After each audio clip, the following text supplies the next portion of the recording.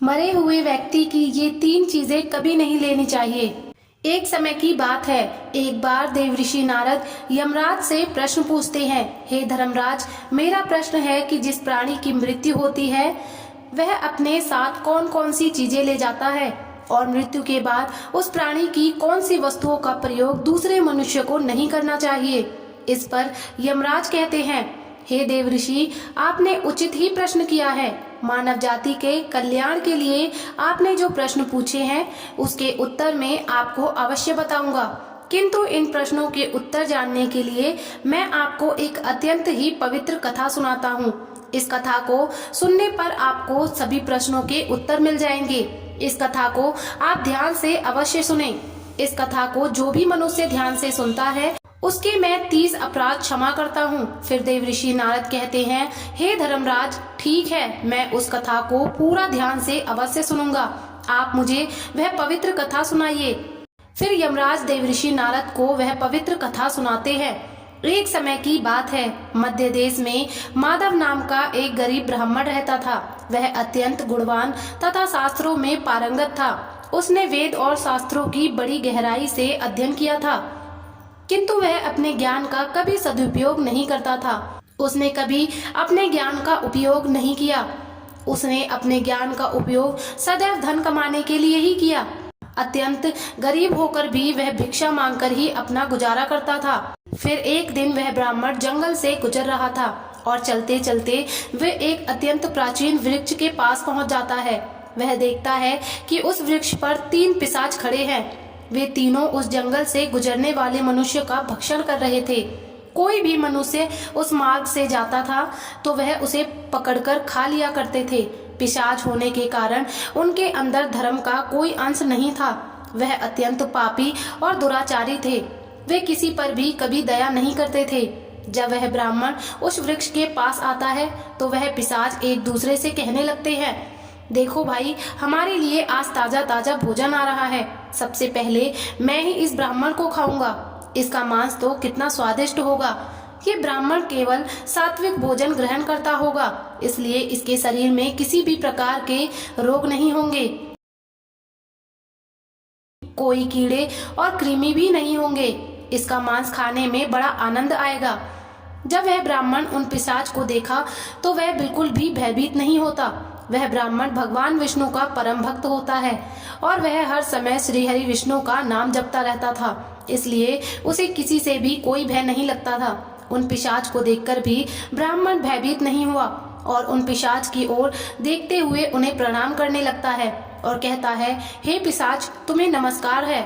उस ब्राह्मण का ऐसा पवित्र व्यवहार को देखकर पिशाच हैरान रह जाते हैं और उस ब्राह्मण से कहने लगते हैं, हे महात्मा, आप कौन हैं और इस वन में अकेले क्यों भटक रहे हैं? हम पिशाच को देखकर भी आपको जरा सा भी भय नहीं लगा? बड़े बड़े सूरवीर योद्धा भी हम पिशाच को देखकर थर थर कांपने लगते हैं, हमें देखकर डरकर भागने लगते हैं, किंतु आपके मन में किसी भी प्रकार का भय नहीं दिखाई पड़ रहा। आपके सानिध्य में आने पर हमारी भूख भी समाप्त हो चुकी है। हम तो आपको भोजन समझकर प्रसन्न हो रहे थे और आपको खाने वाले थे। फिर वह ब्राह्मण कहता है कि हे पिशाच, मुझे आपसे बिल्कुल भी भय नहीं लग रहा है, क्योंकि मैं जानता हूँ कि भगवान हमारे साथ हैं और उनकी इच्छा के बिना तो पेड़ का पत्ता तक नहीं हिलता। यदि मेरी मृत्यु आप पिशाच के द्वारा ही होनी है तो मुझे ये भी स्वीकार है। ईश्वर ने मेरे भाग्य में जो भी लिख दिया है वह मुझे मंजूर है।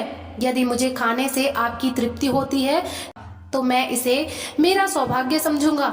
इस संसार के प्रत्येक प्राणी को सुख प्रदान करना है, उनकी तृप्ति करना ही प्रत्येक मनुष्य का कर्तव्य है। पिशाच भी ईश्वर द्वारा ही बनाए गए हैं, इसलिए मैं आपकी निंदा भला कैसे कर सकता हूँ? ब्राह्मण के ऐसे वचन सुनकर सभी पिशाच आश्चर्यचकित हो जाते हैं और उस ब्राह्मण से कहने लगते हैं, हे ब्राह्मण देवता, आपके वचन अत्यंत सुंदर हैं, जिसे सुनकर ही हमारी तृप्ति हुई है। हम आपका भक्षण नहीं करेंगे।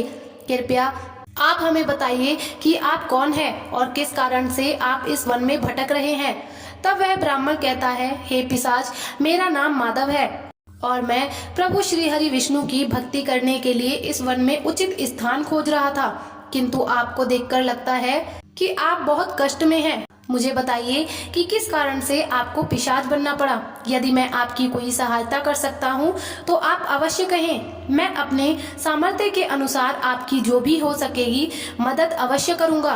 ब्राह्मण की बातें सुनकर सभी पिशाच हैरान रह जाते हैं और कहने लगते हैं, हे ब्राह्मण देवता, आपको बार बार प्रणाम। हम तीनों पिशाच हमारे पाप कर्मों के कारण ही बने हैं। हमने हमारे पितरों का अपमान किया, इसी कारण से हमें ये पिशाच योनि प्राप्त हुई है। न जाने कब हमें इस पिशाच के शरीर से छुटकारा मिलेगा। हमने मनुष्य रहते हुए भी बहुत पाप किए थे और पिशाच बनकर तो हमने अनगिनत पाप किए हैं। कितने ही निर्दोष मनुष्य को और प्राणियों को हमने मारकर खाया है।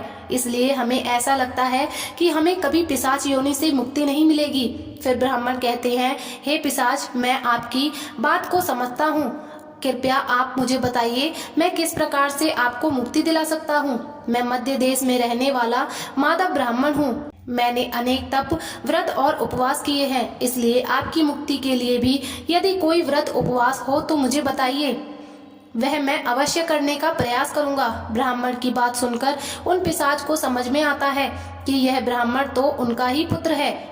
ये पिशाच उस ब्राह्मण के दादा परदादा हैं जो पाप करने के कारण पिशाच बने हुए हैं।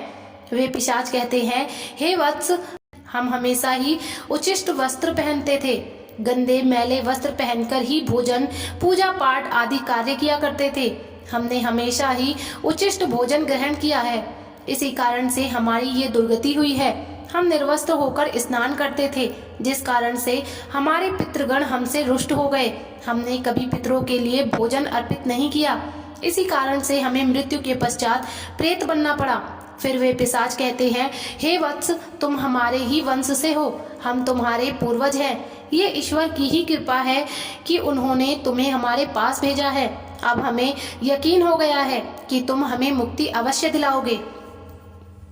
हे वत्स, तुम अभी जाओ और हमारी मुक्ति के लिए उपाय करो। अपने पूर्वजों की ऐसी दशा देखकर वह ब्राह्मण अत्यंत दुखी हो जाता है और सोचने लगता है कि प्रत्येक मनुष्य का ये निहित कर्म है कि वह अपने पूर्वजों को मुक्ति दिलाने के लिए कार्य करे।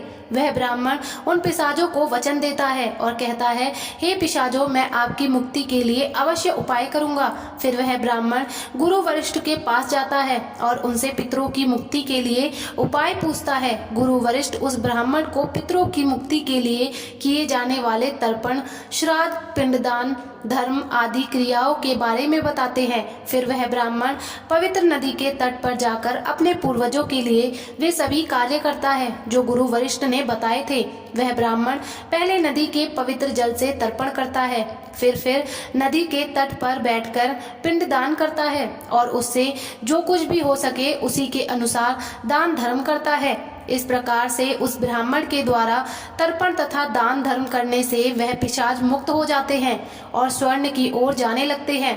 फिर धर्मराज देवऋषि नारद से कहते हैं, हे देवऋषि, इसलिए मनुष्य को कभी उच्छिष्ट वस्त्र नहीं पहनने चाहिए, अर्थात गंदे और मैले कपड़े नहीं पहनने चाहिए। कभी उच्छिष्ट भोजन ग्रहण नहीं करने चाहिए। दूसरों का झूठा, जमीन पर पड़ा हुआ, दूसरों के द्वारा लांगा गया और पितरों को अर्पण किए बिना किया गया भोजन उच्छिष्ट भोजन होता है। फिर यमराज कहते हैं, हे देवऋषि, अब मैं आपको उन वस्तुओं के बारे में बताता हूँ जो किसी भी मनुष्य को मृत व्यक्ति की नहीं पहननी चाहिए। हे देवऋषि, मनुष्य इस संसार में जन्म लेकर कई भौतिक सुखों के मोह में पड़ जाता है। मृत्यु के बाद भी उसका उन वस्तुओं के प्रति मोह नहीं छूटता।